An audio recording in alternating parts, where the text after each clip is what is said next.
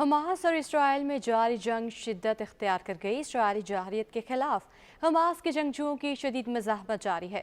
Hamas के अहम रहनुमा डॉक्टर सामी अबू ज़हरी ने दो टोक अल्फाज में अमरीका और इसराइल तक अपना मौक़िफ़ पहुँचा दिया। उनका कहना है कि अमरीका गज़ा के खिलाफ जारियत में इसराइल का शराकतदार है, लेकिन इसके बावजूद इसराइल गज़ा की मट्टी में डूब रहा है।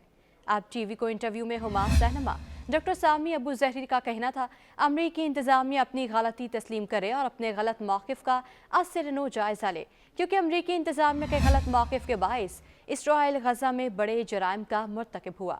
डॉक्टर सामी अबू ज़हरी का कहना था, अमरीकी इंतज़ामिया गज़ा के खिलाफ जारियत में शराकतदार है। सेहूनी फ़ौज ने अमरीका और मगरबी हिमायत से गज़ा में 30,000 फ़लस्तीनी शहीद किए।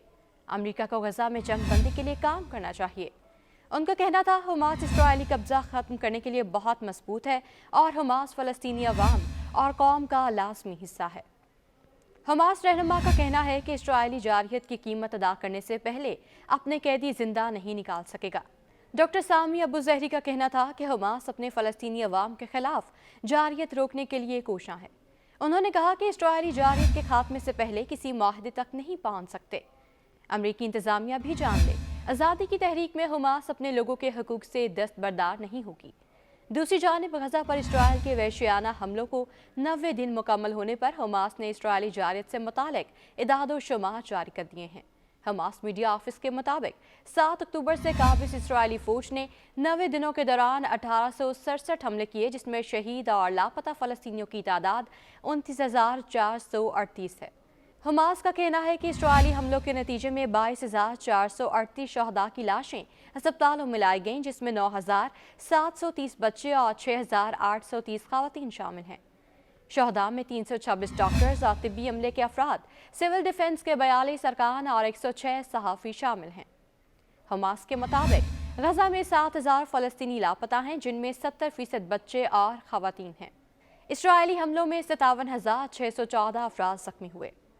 6,000 शदीद ज़ख्मियों को इलाज के लिए फौरी सफ़र करने की ज़रूरत है। सिर्फ 645 ज़ख्मी इलाज के लिए गज़ा से बाहर ले जाए गए, जबकि कैंसर के 10,000 मरीजों को मौत के खतरे का सामना है।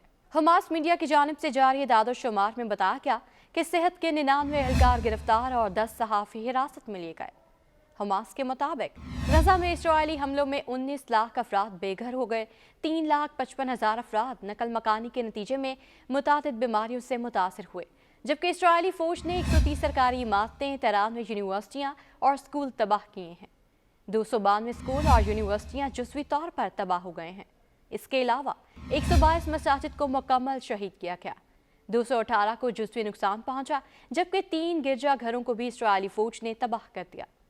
65,000 हाउसिंग यूनिट मुकम्मल, जबकि 2,90,000 घर जुज़वी तबाह हो गए। हमास के मुताबिक इसराइली फ़ौज ने 90 दिन में 65,000 टन बारूद गज़ा पर बरसाया। इसराइली फ़ौज ने 30 अस्पतालों को मुकम्मल गैर फ़ाल कर दिया। गज़ा में 53 सेहत मराकज़ मुकम्मल तबाह हुए, जबकि 150 मराकज़ को जुज़वी तौर पर नुकसान पहुँचा। काबिज फ़ौज ने 121 एम्बुलेंसेस तबाह कर दी और 200 आसार कदीमा और सकाफ़ती विरसे के मकामात इसराइली हमले में तबाह हुए। उधर अक़वाम मुत्तहिदा के इंसानी हकूक़ कमीशन के सरबराह मार्टिन ग्रिफ़िथ्स का कहना है, इसराइली फ़ौज की मुसलसल बमबारी से गज़ा रिहाइश के काबिल नहीं रहा। मार्टिन ग्रिफ़िथ्स का कहना है कि 7 अक्टूबर के होलनाक हमलों के बाद गज़ा मौत और मायूसी की जगह बन चुका है। गज़ा के शहरी अपने वजूद के लिए रोज़ाना ख़तरात का सामना कर रहे हैं।